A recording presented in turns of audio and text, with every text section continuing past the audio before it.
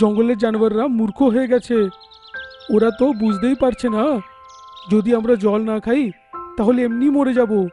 তার চেয়ে বলো জল খেয়ে তারপর মরে যাই। একটা জঙ্গলে শের খান নামের খুবই বদমাশ সিংহ থাকত। আর জঙ্গলের সব পশুরা শের খানের নামে খুব ভয় কাঁপত। শের খান যখনই জঙ্গলে হাঁটতে বেরোতো তো জঙ্গলের সব পশুরাই নিজের প্রাণের ভয় নিজেদের ঘরে ঢুকে যেত। আর শের খানের যেই পশুকে খাওয়ার ইচ্ছে হতো ও তাকেই মেরে খেয়ে নিত।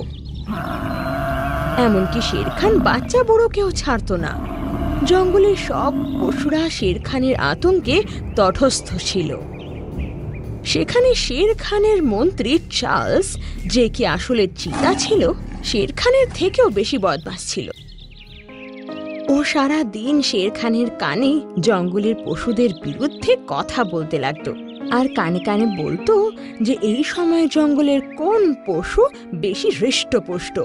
শের খান নিজের মন্ত্রী চার্লসকে চোখ বন্ধ করে বিশ্বাস করত।